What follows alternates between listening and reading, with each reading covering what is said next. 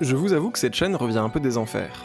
Lorsque je l'ai créée, je croyais avoir trouvé la manière d'exorciser la dépression que je vivais. Certaines vidéos comme Mélancolia ou Pi sont un aller simple vers les questionnements existentiels qui m'agitaient à l'époque.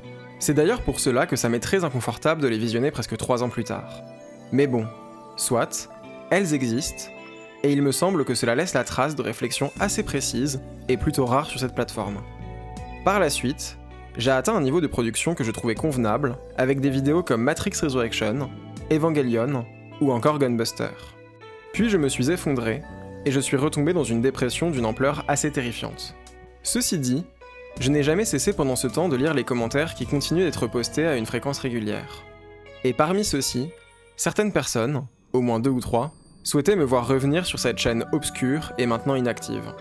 Eh bien laissez-moi vous dire que la patience est une vertu, et que le phénix que je suis compte bien renaître de ses cendres. Je suis cinétique, je suis ravi d'être là, et nous allons parler d'Elden Ring, Night Reign. Comme beaucoup, je suis un grand amateur du studio From Software. J'avais joué à Dark Souls une première fois à l'époque de son audio portage sur PC, dans l'édition Prepare to Die. Je n'avais pas compris la proposition, et je n'avais donc pas accroché. J'en profite pour vous renvoyer à l'excellente analyse du vidéaste Esquive la boule de feu à propos des premières heures de Dark Souls et des questions d'accessibilité inhérentes à celle-ci. En 2020, devant le phénomène qu'était devenu cette licence, j'ai décidé d'enfiler à nouveau les crampons et je me suis attaqué à Dark Souls Remastered. Cette fois, j'ai eu mon épiphanie et j'ai ainsi commencé à moi aussi louer le soleil. À ce jour, j'ai joué à la trilogie entière plusieurs fois, mais également à Sekiro ainsi qu'à l'Anneau d'Elden. Comme toute personne raisonnable, j'ai aussi visionné la quasi-totalité des vidéos-essais francophones et des explications de lore à propos de ces jeux. Mais venons-en à ce qui nous réunit aujourd'hui, et crevons joyeusement l'abcès. Je ne suis pas convaincu par la direction que semble prendre From Software quant à leur future production. J'ai le sentiment qu'un changement majeur s'est effectué dans leur philosophie de conception avec Elden Ring, et que cela va s'intensifier avec Night Reign. Je vais vous expliquer mon raisonnement, mais pour cela je dois faire un pas en arrière, voire une roulade. Le cœur de la proposition de gameplay de Demon's Souls et de la trilogie Dark Souls, c'est l'exploration méticuleuse d'un univers et de niveaux complexes, construits à l'aide de nombreux dédales et embranchements, voire même d'énigmes contextuelles. La petite taille de ces niveaux leur permet de bénéficier d'un sens du détail absolument délirant. Dans ceux-ci vont s'insérer de nombreux combats dont les différentes mécaniques sont basées sur la lecture et la compréhension d'animations détaillées, et le plus souvent lisibles. Afin d'en venir à bout, vous allez devoir faire preuve de compréhension et d'adaptation. D'abord, c'est la connaissance qui est valorisée, puis la capacité à bien exécuter les stratégies que vous croyez victorieuses. À cela s'ajoute le fait que les affrontements sont la majorité du temps liés à l'environnement, via tout un tas de contraintes. Par exemple, vos déplacements seront restreints dans un marais boueux, ou bien vous aurez du mal à faire des mouvements amples avec votre arme, dans une cave exiguë. Ce lien étroit entre les lieux et les ennemis devient particulièrement flagrant lors des affrontements contre des boss, dont l'arène a été conçue spécifiquement pour mettre en valeur leurs forces et faiblesses. Prenons le cas du golem de fer dans DS1. Il fait très mal, peut frapper à distance, et est résistant aux dégâts qui ne sont pas contondants. Vous arrivez face à lui après une zone particulièrement ardue, et qui ne dispose que d'un seul feu de camp caché. Autrement dit, quand vous l'apercevez, vous avez le pantalon rempli de merde. Mais comme vous êtes particulièrement rusé, vous comprenez que son arène est bien trop petite pour lui, et vous êtes sûrement arrivé à le faire chuter après quelques coups dans les mollets. Ce combat est indissociable du moment de l'aventure dans lequel il prend place. Normalement, à ce stade de la vidéo, vous vous demandez pourquoi je vous rappelle tout un tas d'évidences répétées depuis une dizaine d'années par presque tous les commentateurs. Vous avez raison, et on va enfin pouvoir rentrer dans le dur.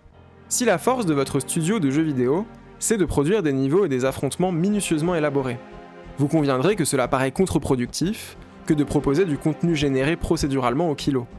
C'est pourtant l'étrange décision prise au moment de Bloodborne, avec la création des donjons de Calice. Ces fameux donjons sont un contenu semi-optionnel, dont je vais vous détailler le fonctionnement. Vous devrez d'abord obtenir un calice en triomphant de certains boss du jeu. Vous pourrez ensuite vous rendre aux hôtels des calices, un endroit accessible depuis le rêve du chasseur, la zone qui fait office de hub. Afin de générer un donjon, vous devrez dépenser certaines ressources plus ou moins rares, obtenables en explorant ces 10 donjons, en tuant certains ennemis, ou en les achetant auprès de marchands. Chaque donjon de Calice est structuré en plusieurs étages. Plus vous vous enfoncerez, plus la difficulté est censée augmenter, rendant chaque descente encore plus périlleuse. Chaque étage contient une porte fermée qui mène à un boss, un levier caché qui ouvre cette porte, des ennemis aléatoires, et enfin des coffres. Ces donjons sont soit fixes, c'est-à-dire préconstruits par les développeurs, soit aléatoires, c'est-à-dire générés de façon procédurale. C'est ce second cas qui nous intéresse. D'après mes modestes connaissances sur le sujet, il semble que ces donjons soient constitués de blocs prédéfinis, connectés aléatoirement. La position des ennemis, des coffres et des pièges serait partiellement aléatoire, et certains éléments demeureraient fixes, comme l'entrée, le levier et le boss final. En gros, l'algorithme de génération procédurale sélectionnerait une esthétique parmi celles employées dans les donjons fixes, puis assemblerait les pièces selon des règles prédéfinies, faites pour conserver une certaine cohérence. Enfin, une table de spawn va décider quel type d'ennemis et quels objets apparaîtront, leur nombre, ainsi que leur position spécifique dans les différentes zones du donjon. Une table de spawn, c'est en fait une sorte de recette créée par les développeurs de manière à équilibrer la difficulté et varier l'expérience. Maintenant que se termine ce petit tunnel technique, revenons-en à la question qui m'anime. Pourquoi, diable, vouloir faire du contenu randomisé ? Je n'en vois déjà pas l'intérêt à part proposer du contenu annexe de qualité médiocre en masse. Mais surtout, j'estime que cela rentre en conflit direct avec la philosophie de design, ô combien pointilleuse, des Souls. On pourrait penser que c'est une expérimentation isolée, qui n'a pas eu d'incidence sur les jeux suivants. Mais c'est une erreur. En effet, Elden Ring existe. Et qu'est-ce que l'on retrouve dans Elden Ring ? Des catacombes, des grottes et des mines. Maintenant, vous comprenez l'intérêt de mon explication précédente. Pour élaborer un monde ouvert d'une taille aussi démesurée, vous êtes obligé d'abandonner une méthode de fabrication artisanale, et vous devez recourir à des outils qui vous mâchent le travail. Ma théorie, c'est que tous ces contenus ont été eux aussi générés à l'aide d'algorithmes, comme l'étaient les donjons de Calice, et que l'intervention humaine n'a servi qu'à peaufiner et à remettre un peu d'ordre dans tout ça. Je vais peut-être me décrédibiliser, mais en jouant à Elden Ring, la manette m'est tombée des mains à 2 reprises.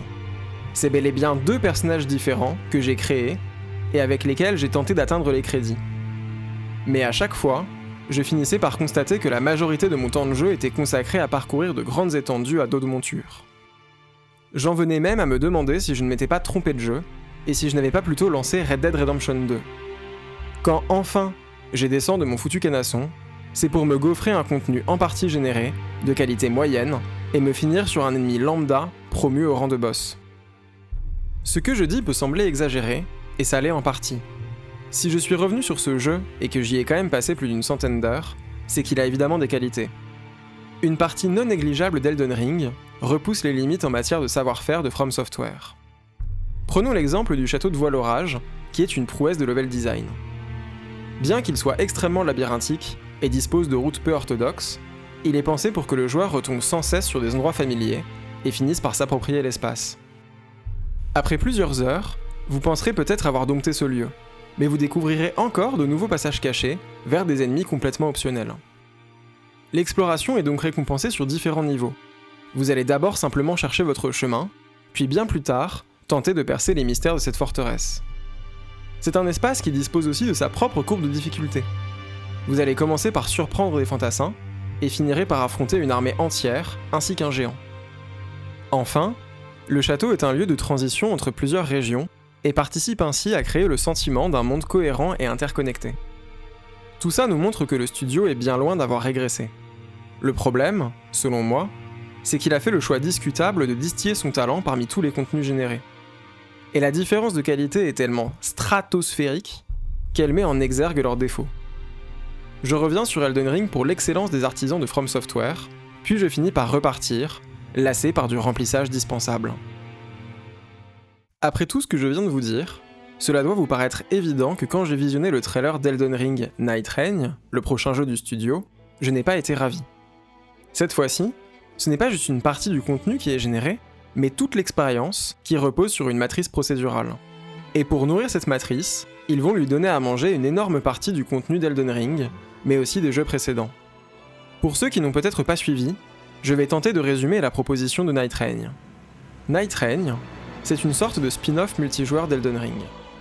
Vous y contrôlez un personnage choisi parmi une sélection prédéfinie, et vous allez explorer en coopération avec 2 autres joueurs, une version alternative de Necrolimbe, générée à chaque nouvelle session. L'objectif consiste à survivre 3 jours, jusqu'à l'apparition d'un boss final. Chaque jour, la map rétrécit à la manière d'un jeu comme Fortnite, et vous devrez courir comme un dératé pour rejoindre l'œil du cyclone. Au passage, vous allez vaincre des ennemis, et vous récupérerez tout un tas d'équipements et d'aptitudes, avec des niveaux de rareté différents. Tout cela est bien évidemment généré aléatoirement. À l'issue de chaque journée, vous affronterez un boss intermédiaire, puis vous repartirez pour un cycle complet. Si votre équipe meurt avant l'issue des 3 jours, c'est rideau et fin de la partie. Night Reign n'est donc pas une simple déclinaison coop d'Elden Ring. Il s'agit d'une nouvelle formule qui intègre à la fois des mécaniques de roguelike et de battle royale. Je soupçonne que derrière ce projet, il se cache la volonté d'imprimer de l'argent en recyclant ce qui existe déjà. En soi, pourquoi pas ? Cela me paraît légitime que de vouloir capitaliser sur le travail existant afin d'obtenir des rentrées d'argent régulières tout en travaillant au long terme sur un jeu plus ambitieux. Il semblerait d'ailleurs que seule une partie des équipes de From Software soit mobilisée sur Night Reign. Le projet n'est pas mené par Hidetaka Miyazaki, le directeur du studio, mais par Junya Ishizaki, un designer ayant travaillé à ses côtés. Si recycler du contenu n'est pas un problème en soi, la question est donc de savoir comment on s'y prend. Et c'est là que surgissent mes inquiétudes. Je pense que décontextualiser les adversaires des jeux précédents afin de les insérer au forceps dans une structure de roguelike est une idée catastrophique. Cela risque de dégrader la qualité du travail accompli auparavant. Prenons un exemple. Le roi sans nom est considéré comme l'un des boss les plus appréciés de Dark Souls 3. C'est un boss optionnel, caché au fin fond d'une zone elle aussi optionnelle. On l'affronte d'abord chevauchant sa Wyvern, puis s'ensuit une seconde phase de duel à l'épée, encore plus épique et exigeante. C'est une divinité guerrière oubliée de tous, et le combat se déroule dans une arène baignée d'une fumée mystique. La perspective de l'affronter à nouveau dans une banale plaine n'est donc guère réjouissante. Cela retire au roi sans nom toute l'aura que lui conférait le contexte dans lequel il s'insérait, afin de ne le réduire qu'à de strictes mécaniques de gameplay. Malheureusement, cet exemple n'est pas choisi au hasard. On peut apercevoir le roi sans nom dans l'un des trailers de Night Reign. Les récents tests de réseau ont également révélé la présence de boss d'Elden Ring, comme Morgoth, ainsi que de Dark Souls 1, avec le démon centipède. À ce compte-là, pourquoi ne pas y foutre aussi le golem de fer ? En définitif, le prochain jeu de From Software pose selon moi 2 problèmes majeurs. Le premier, c'est qu'il affirme la volonté du studio à recourir à de la génération procédurale, un choix discutable, qui ne met pas en valeur leur talent de conception, et qui est même contraire à la philosophie de design des Souls. Le second problème est une conséquence logique du premier. Un recyclage intensif des ennemis des jeux précédents est nécessaire afin d'élaborer une expérience procédurale variée, à moindre coût. Cela est fait au risque de détériorer le statut des ennemis repompés, qui ne jouissent plus de leur cadre originel. Ce qui me paraît incompréhensible, c'est qu'après avoir créé une série de jeux aussi riches conceptuellement que mécaniquement, From Software décide de proposer un spin-off qui détruit cette richesse conceptuelle et diminue la profondeur de ses propres mécaniques, en supprimant les contraintes environnementales liées aux arènes et aux niveaux spécifiques. Je pourrais me rassurer en me répétant qu'il s'agit simplement de remplir les caisses du studio et les poches des actionnaires. Mais je crois bien qu'il s'agit de la continuité d'un choix de design établi depuis Bloodborne. Cela revient à dire que From Software fait fausse route, et cela me chagrine. J'espère que ce virage n'est pas encore pleinement négocié, et qu'il est toujours temps de faire demi-tour. C'est sur cette note amère que je vais vous quitter. C'était Cinétique, et j'espère vous retrouver bientôt pour de prochaines vidéos.